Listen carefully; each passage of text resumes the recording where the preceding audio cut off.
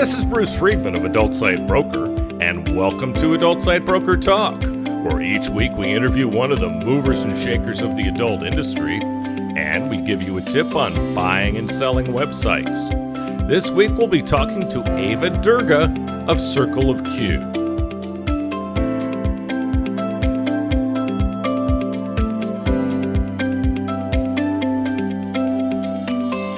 Adult Site Broker is proud to announce the launch of our new website at adultsitebroker.com. We've added some enhancements to the site, such as FAQs and a complete new platform. The look and feel of the new site are nice and up to date. The new site also has links to our marketplace and affiliate program. Plus, don't forget ASB Marketplace, the first platform where you can buy and sell adult sites and domains for free.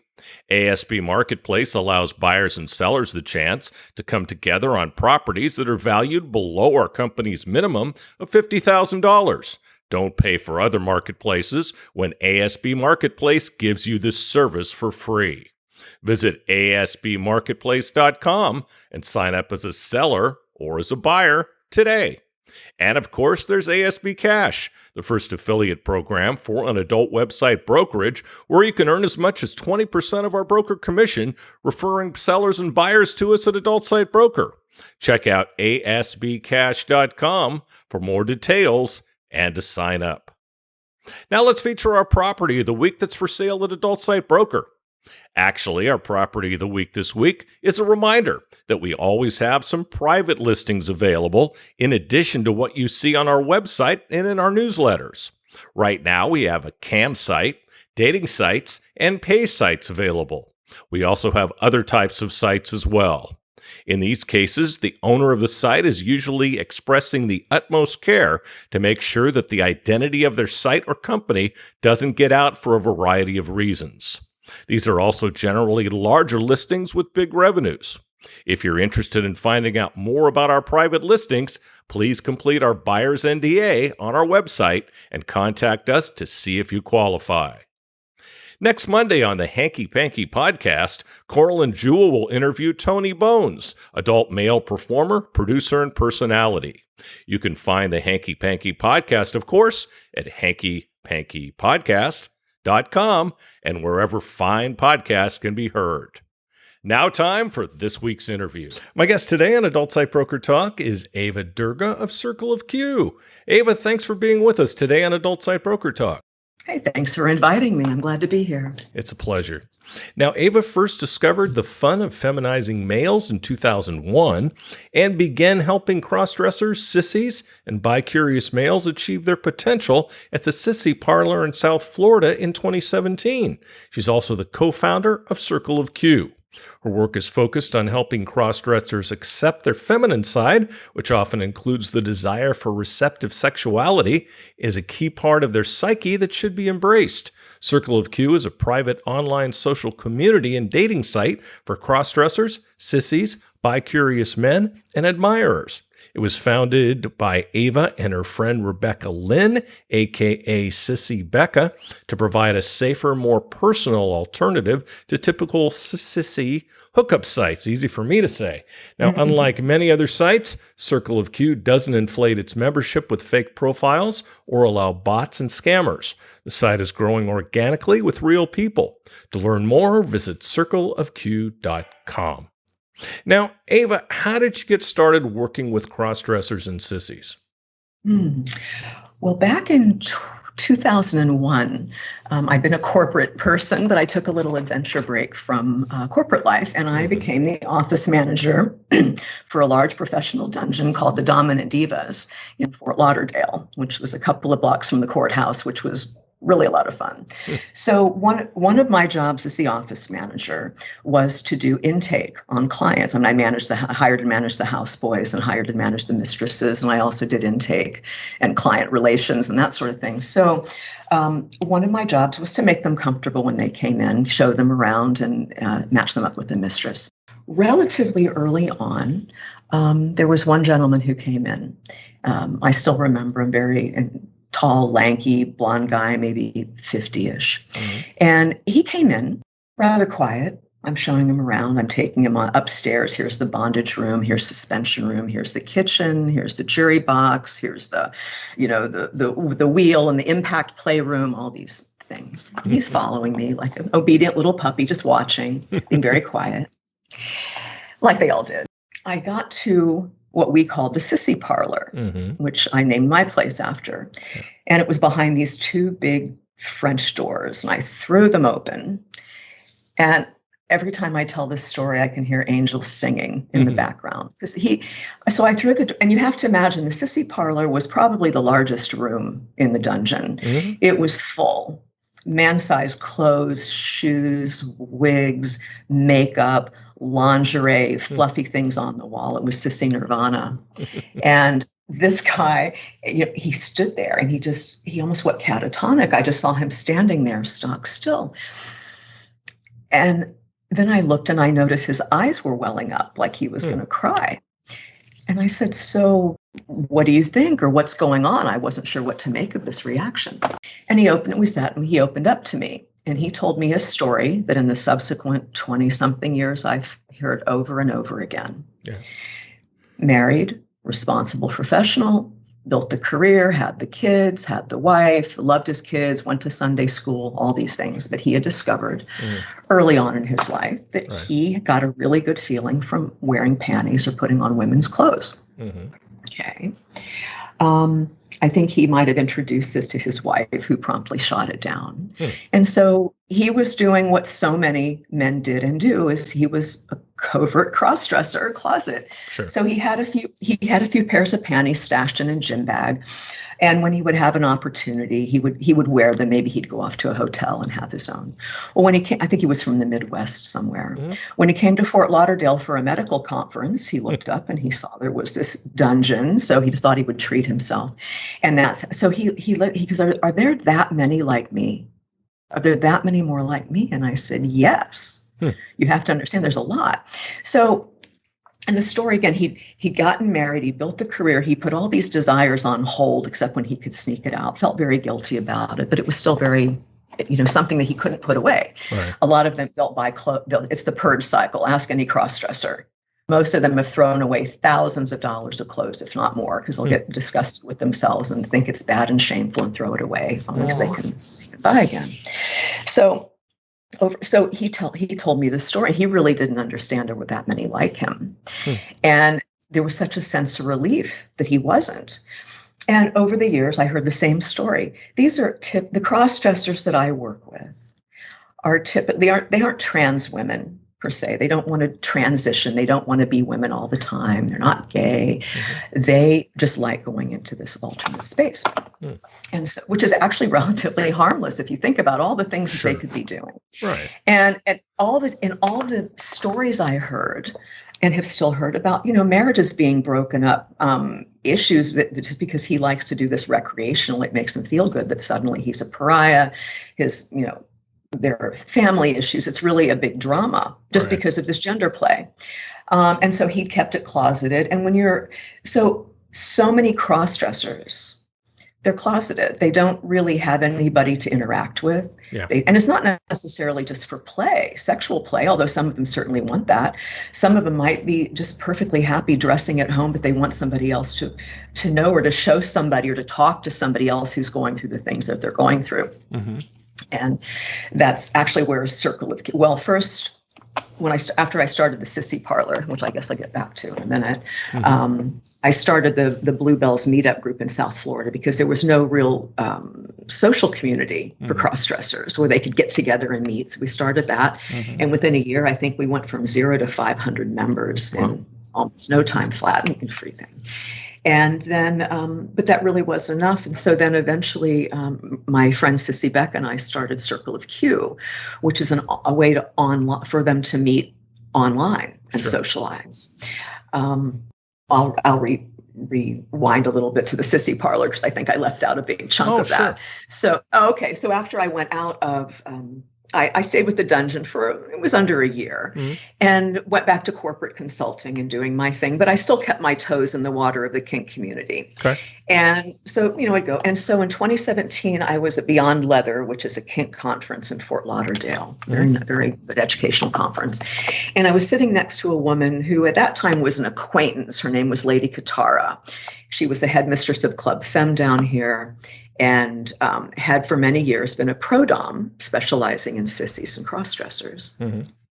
So we sat next to each other at a cocktail party and started talking in general about cross-dressing and sissies and sissification and feminization, and I'm going to make very broad strokes here, what the typical dungeon or the typical kink scene did not offer, fell short for many of them. Right. And part of that was a sense of belonging and acceptance, not so much the humiliation, right? Yeah. And a feeling of community. And so she says, I think you have that vibe, because I'm not a overbearing, dominant leather mistress. I don't, that's not my style. It is a style that many like, but it's not my style. I'm more encouraging and developmental. Yeah. And at that time, I said, I don't think I can be can I be a pro-dom? I'm rather affirming, actually, right? I really don't enjoy tearing people down. I rather enjoy putting them, building them back up. Sure. And she goes, that's exactly the issue.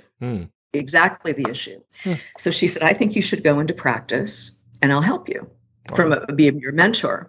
So it was sort of I rented a 1-bedroom apartment.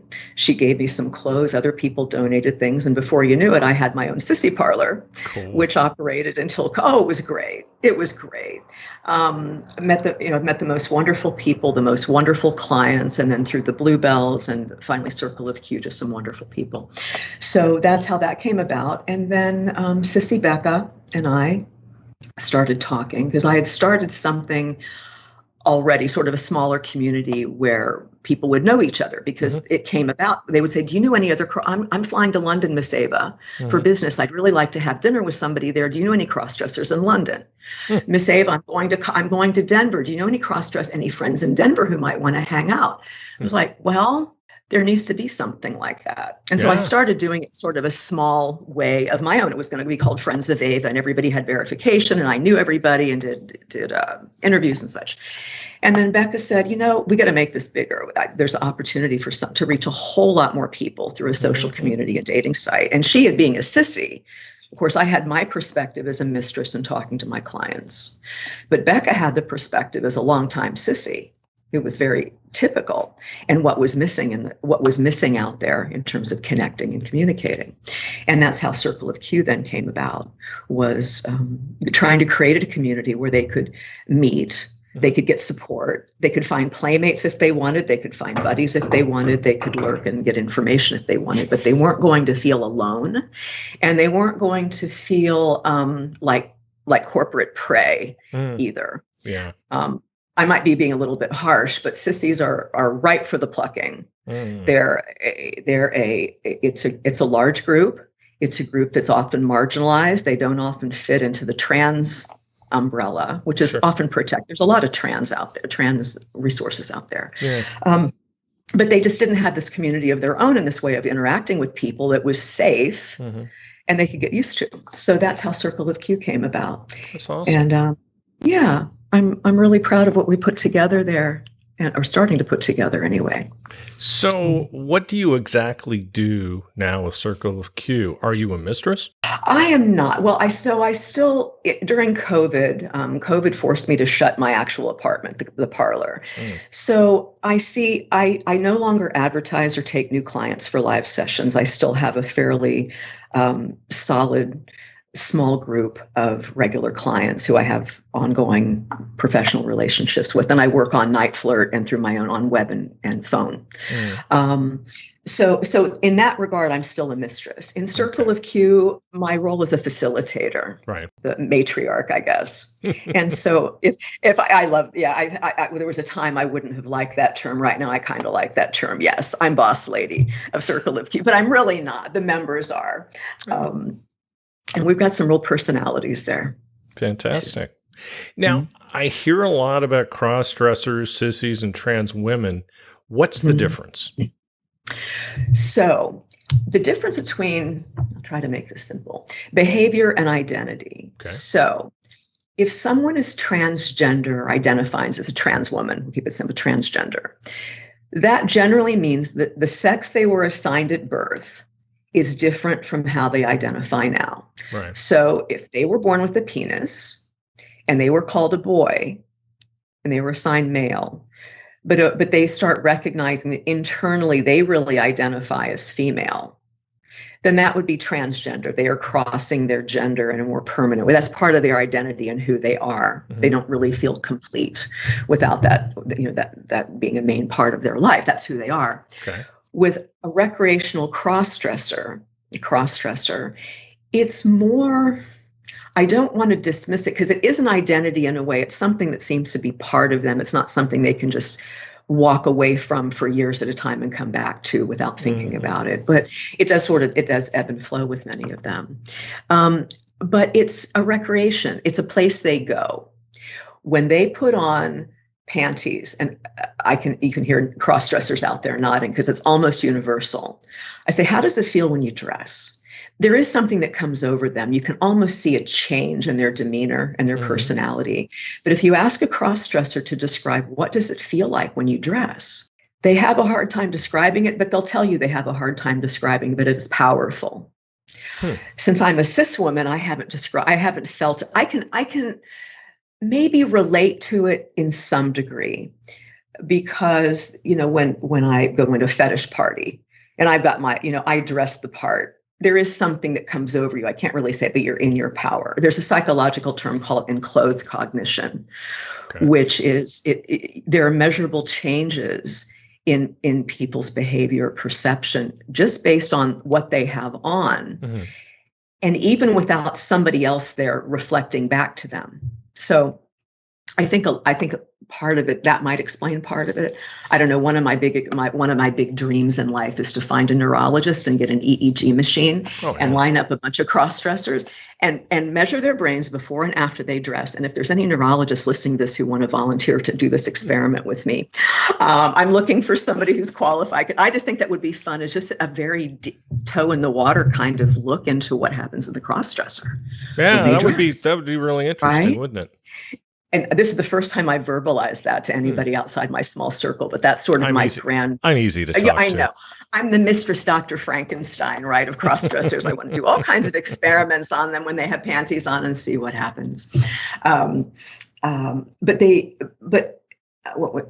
were talking about how they feel, I think, when they're dressed. I don't think that's something that they can ever really completely put away. And that's where I'll segue into the reason I see so many older cross-dressers, I think, by the time they get to me, they're a lot of them in their 40s, 50s, 60s. Mm-hmm. I think the younger ones, there are more women accepting of it, and their society in general is more accepting of gender crossing of all sorts. Sure. Whereas men, they get in their 40s, 50s. I think part of it is cultural because they grew up with so much shame around it. But I think a lot of it is because they've spent their 20s and 30s and maybe 40s doing everything everybody else tells them to do. Right. Get married, build a career, buy a house, have some kids, make a bunch of money, do all these things that you're supposed to do. Yeah. And if you want to wear panties to relax on the side instead of playing golf, well, maybe you can sneak away and be ashamed of it. But a lot of times they just kind of put it aside, or they put it aside to a degree they don't want to. Right. Then the kids grow and you start hitting a certain age. Mm-hmm. And you look at the back nine and say, oh, if not now, when? Yeah. I've done this for everybody else. And what is the harm in me wanting to wear panties? What is the harm in seeing what I look like in full makeup? Mm-hmm. What is the harm in seeing how I feel when I put on heels and I practice walking with my pelvis rotating across the room? All these experimental things. And a lot of them increasingly make the decision, yes, they're going to experiment with it and they're going to be more fully into it. And the fact that they are able to have that sort of support network now through technology that they were never able to get from family or spouses and I'm not dismissing spouse. I'm not saying dump your spouse and go be across, it's not that sort of thing, but it is a huge factor for many of them. People married to somebody. Right.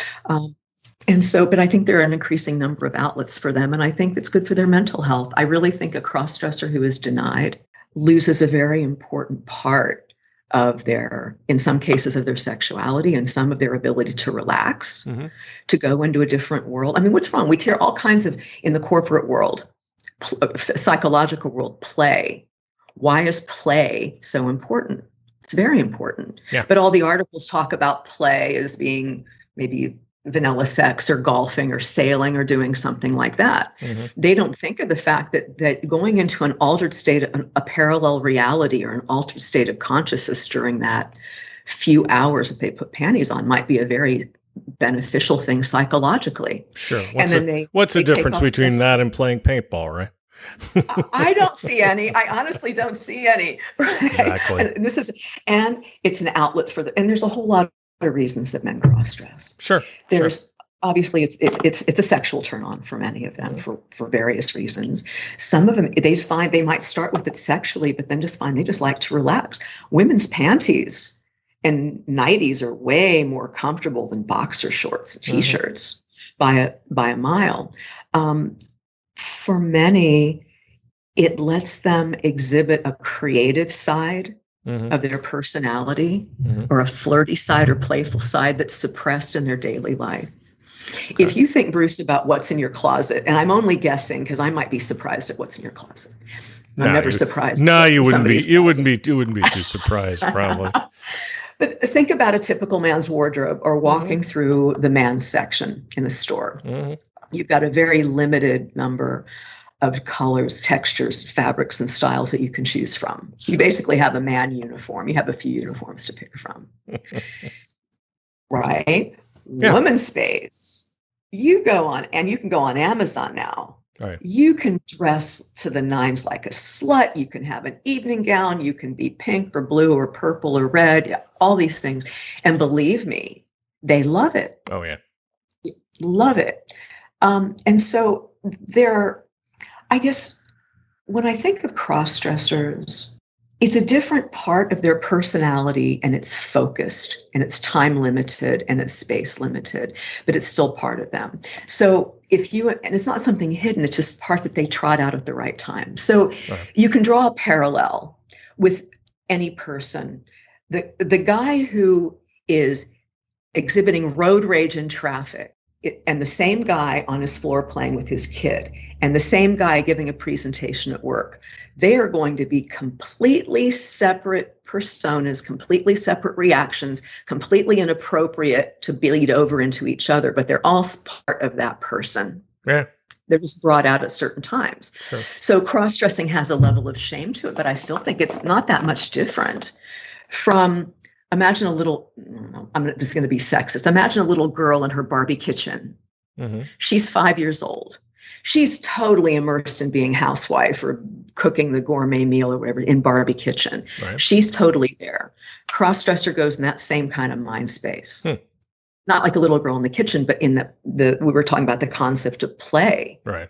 They consistently say once they've had this play that's released, the pressure valve is off. Right. They go back to man mode and they're happy. Yeah. Until next. Sure. That's the difference between trans. Drag queens wear exaggerated female clothing for performance. Right. And it may not always exaggerated, but it's for performance art. Right. So that would be the main. That would be the difference. I've seen them here. I've seen the shows in Thailand, and they're oh my God, they are pretty spectacular. But my God, when they had live shows here, we went to one with a couple who were out here on their honeymoon from our industry, actually. And what a show! What a show! So do cross-dressers have different challenges from trans women?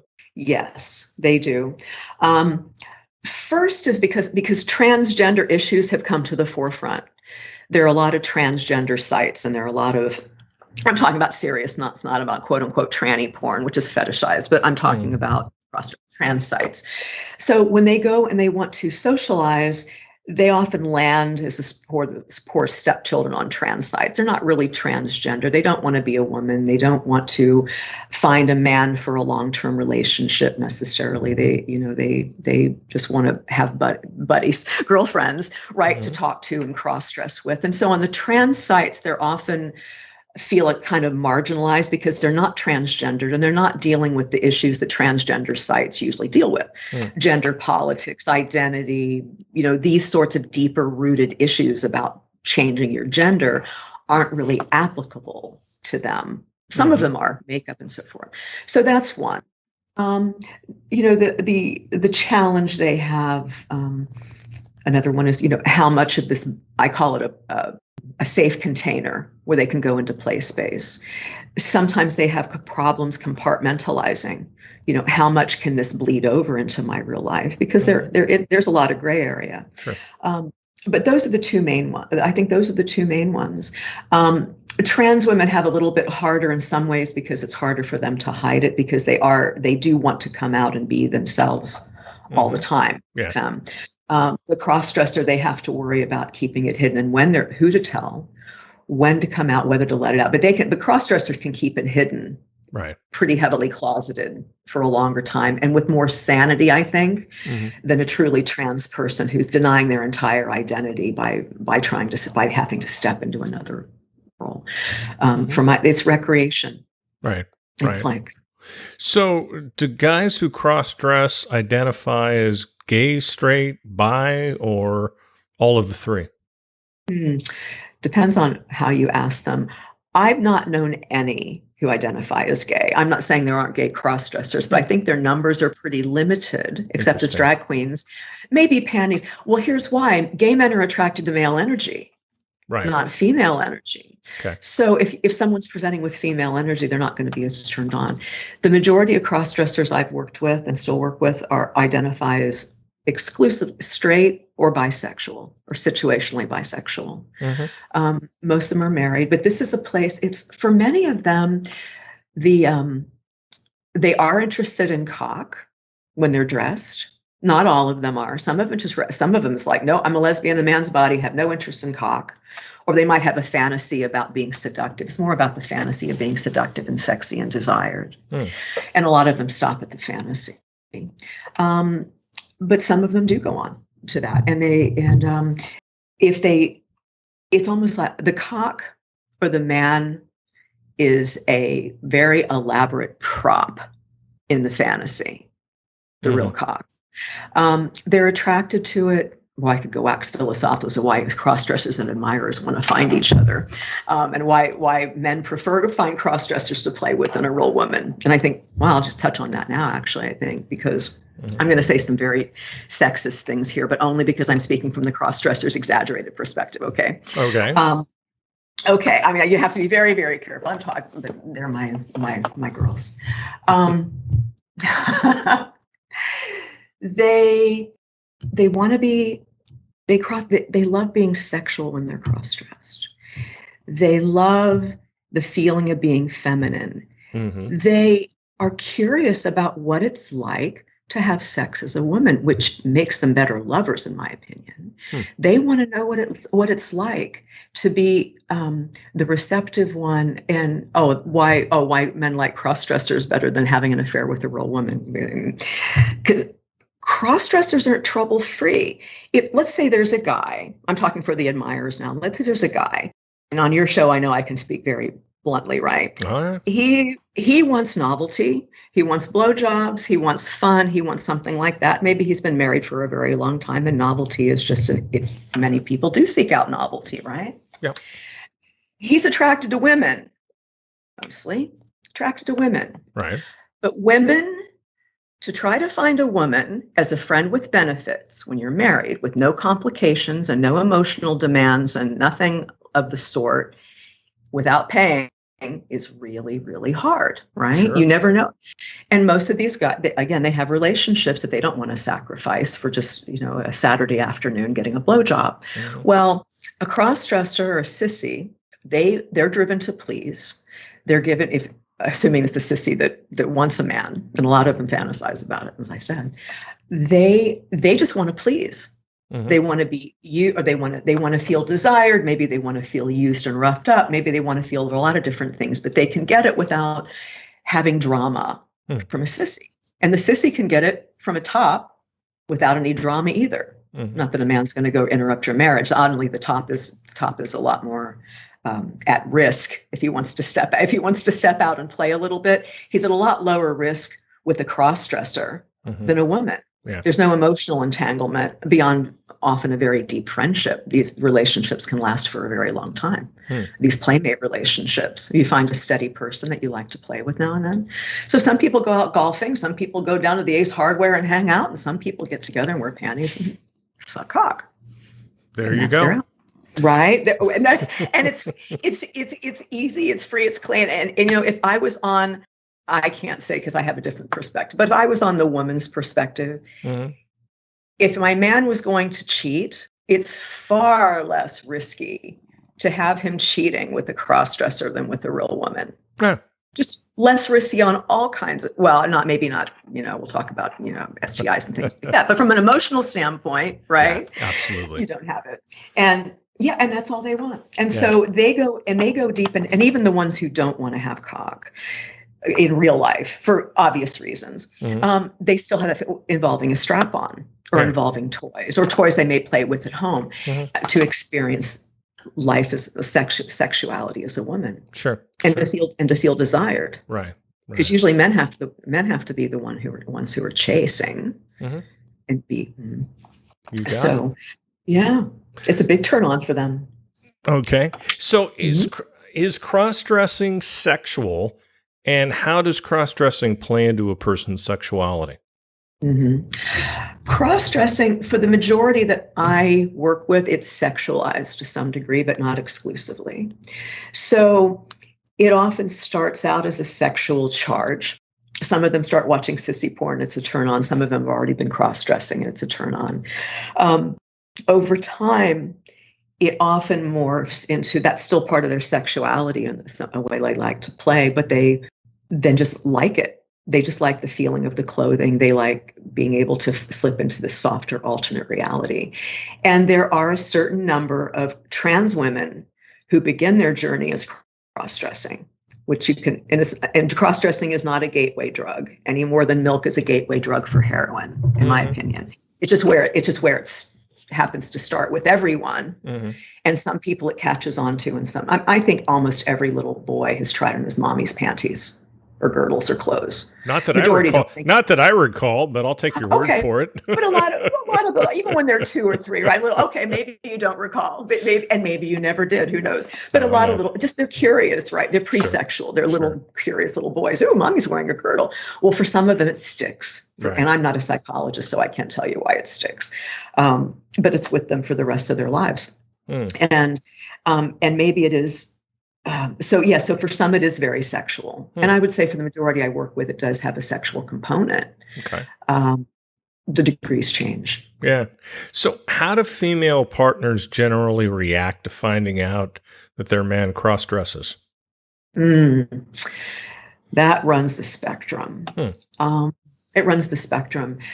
There are a surprising number of women, especially younger women, but I think even older ones, if they're already connected with a guy, they're going to be okay. They're going to get it. They might reel a little bit, but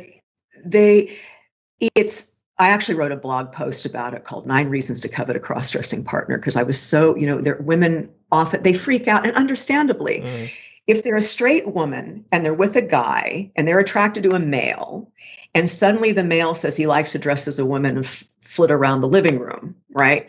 And gets turned on by this. She ends up calling into question her own sexuality. It's a blow. Yeah. Right? It's like, okay, well, what do I do? Am I not woman enough? Or is he gay? Does he really like me? Is he still the man that I love? And it makes them also question, if they don't run away from it and stand and confront it a little, what are the purposes of a relationship? Why do I love this person? What's important to me in this relationship? Who am I as a sexual being? Who am I? How do I identify gender? And I'm not saying that these women all should stay with the crossdresser if she's going to shame them or really have an issue with it. What I'm saying is that there is often a knee-jerk reaction that is put into us by society. A woman dressing as a man or wearing a strap-on is perfectly fine.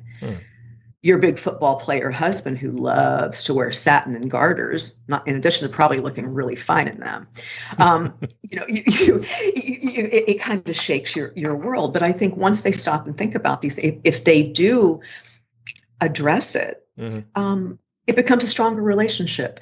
But to answer your question in a more succinct way, in my experience, the majority that I have met or heard of through my clients, they find out they don't really want to participate enthusiastically or at all, but they'll accept it. Yeah. But they don't want to see it because it changes their vision of their partner. Sure.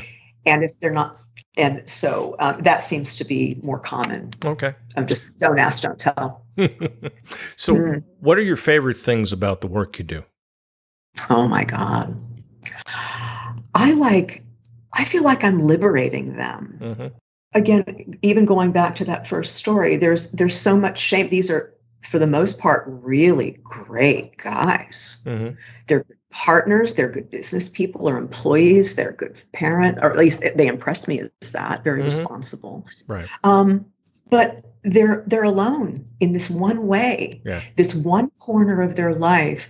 And there's a lot of pain that goes along with that.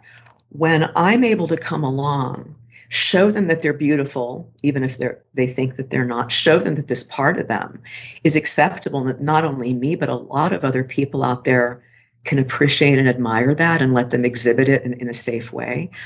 I'm getting teared up. That's fulfilling to me. Cross-dressing is what I've chosen at this point in my career to work with, because I feel that strong affinity towards liberating that part of them.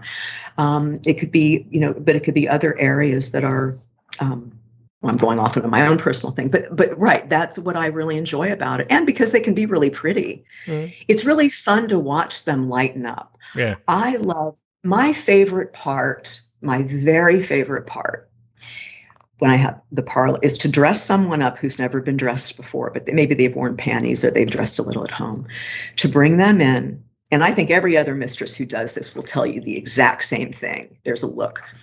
So my thing I would dress them up and put their makeup on they couldn't see any mirrors in the house. And when they were finally done, I would take them in front of a full-length mirror and tell them to open their eyes. I get chills even thinking about them. When they open their eyes and they see themselves, their alter ego in full femme state, their face becomes just filled with wonder. After a couple of seconds, it's almost this glorious feeling. If there's anything I can feel, this thing that they say about, that's fulfilling to me. And they're liberated from that moment. Cool. They know that there's this part of them, that is beautiful and accepted, and they can indulge. And so that's my favorite part: liberating them and making them happier people. Nice. Now, how is Circle of Q different from other crossdresser and sissy sites? There's a lot of crossdresser and sissy sites. Well, I think one of the defining characteristics is that we're developed it is a dating site, but it's a community, and it was developed by two people who were really involved in it. That's one reason. So Becca and I are involved. I look at all the profiles. We have online events and do things. We're trying to make a community of real people. Another thing is that we don't use fake profiles. So one thing that Becca it explained something for Becca. It was shocked to me. When we started the first iteration of Circle of Q, we started with a different platform. It was a pre-made dating platform. And I was going to start saying something bad about the dating platform and forgot. I forgot what it was. Probably for the best. It was probably for the, no, I wasn't going to say that, but my thoughts diverged off. It was, what was the original question? It was that we had to rebuild the site because the paywall didn't work. That's right. That's right. When we started building it, we did this and they, with the package of this platform, this dating platform, this wonderful dating platform. We've discovered that you can buy fake profiles by the thousands and just load them into the site. So it looks Sure. like you're full. Mm-hmm. And because I was looking at all these other sites, and Beck's like, where are all these fucking gorgeous cross-dresser models? They show that they're full and nobody ever answers me back, or I get fembots, or I get pro-doms, or I get all kinds of crap. What, and where's my email address going? And suddenly my profile is showing up on this other network because of whatever. And it becomes, right. And so that explains it. So we both agreed without hesitation, we weren't going to do that. The difficulty is that if somebody comes to a pay site and they go, ooh, you got 5,000 people and really, really, really fucking gorgeous cross-dressers, I'm joining you, versus we have 300 people, but they're all real, right? Now, fortunately, people are understanding that they're going for real. And I don't want to bash anybody's business model. I really don't want to draw any ire that way, but that's our business model that we decided to grow very slowly and organically with real people and giving attention to real people, rather than just trying to make it a sort of a corporate, here, let's get as many email addresses as we can, and then, we can do. So that there's a genuine caring for the cross-dresser community that we have that I don't think exists on other sites. Right. Those are probably the two major differences, and our engagement, and we have our participants are engaged also. We have Zoom socials and fashion shows and ways for them to get acquainted. Cool. Yeah, I think you're going to find that the vast majority of dating sites use fake profiles. I mean, that's just part of the course. And we questioned whether we should, because people said, everybody look, you'll have a quicker start. Yeah. Everybody does. Yeah. Everybody does it, but we decided we're not everybody. Right. And if it's not meant, Bruce, Beck and I decided and it's been a labor of love. It's been over a year, because the first thing, the disaster, we had to kind of retool, and it's just Beck and me. We're not technical. We're just doing what we can do. Right.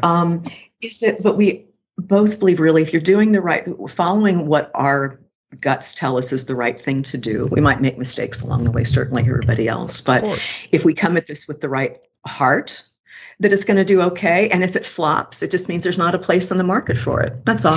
Sure. Well, I think that from a marketing standpoint, you need to make it very clear that your profiles are real. Yeah. And I think you have to make that very clear. Even if you have to say, unlike some competitors, do it. Do it. As a marketing guy from way back, I would advise you to do that, and you'll find you'll find your response will be better. So as we talk about marketing, how are you marketing the site? Do you have an affiliate program? We do have an affiliate program. So we would love to have anybody sign up. It's 20% recurring. So that's nice to bring people there.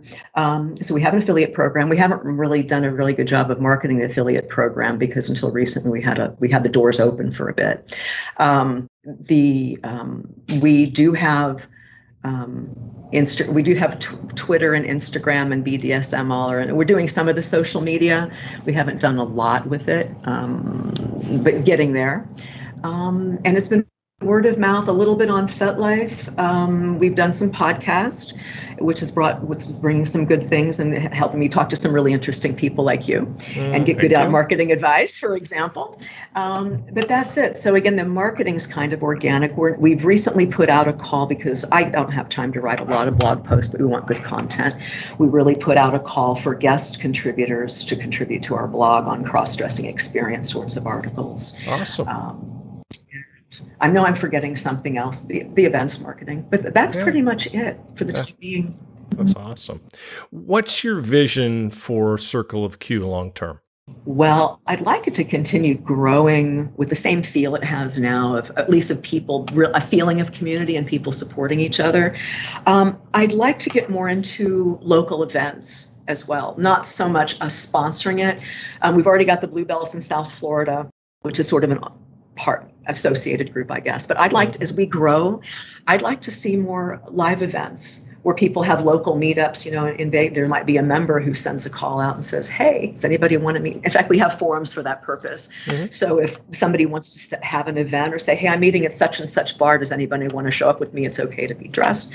They can do that. So I'd like to see more of that sort of opportunity, and just to continue growing worldwide. We have members already from, God, we've got them from the UK, from Australia, from South Africa, from Bosnia, from Ireland, from Denmark, all over the United States. We're at about, I guess, 300 or something at this point. Nice. And by the time this airs, I don't know. We'll see how many. But that's my vision, is to continue keeping the soul that we have and to being a community and support for crossdressers, regardless of where they are in their journey or their interest. Well, Ava, I'd like to thank you for being our guest today on Adult Site Broker Talk, and I hope we'll get a chance to do this again really soon. It's been fun. I hope so too. It's a pleasure. My broker tip today is part 3 of how to buy an adult website. Last week we talked about finding the right site to buy. Once you find it, what do? Once you've either reached the broker of the site or the seller, review the information about the site they send you. The broker should provide you with the following: a profit and loss statement of at least 3 years that's up to date. If it's June and they give you financials only through the end of the previous year, you need to see what the site is doing now, not last year. If it's a pay site, get a username and password for the site so that you can review the content. Ask how often the content is updated. Get some history on the site, how long it's been in business, the story behind the site, and why the seller wants to sell. Get an inventory of the content and how much of it has current technologies like 4K. Find out if all of the content is exclusive to that site. Ask the seller if the content has ever been on VOD or DVD. See if there are any clip stores the content's on. Find out how much the content costs to produce and what the current cost of production is. Very importantly, see if this operation can run without the owner. Do they do the shooting themselves, or do they hire someone to do it? And if there's an outside producer, will that person continue to provide content for the site? Find out how many new joins and rebuilds there are a day. Ask them what's the retention rate of the site. And find out if they do advertising on the site and where they get their traffic. Ask for Google Analytics access so you can see where the traffic comes from. This information will give you the opportunity to truly evaluate what it is you're buying. Then if everything looks good to you and you want the site, it's time to make an offer. Only you can decide what the site is worth to you. If you're working with a broker, such as, maybe Adult Site Broker, of course your broker can help you determine the value of the site. We'll talk about this subject more next week. And next week we'll be talking to Raja of Chargeback Help.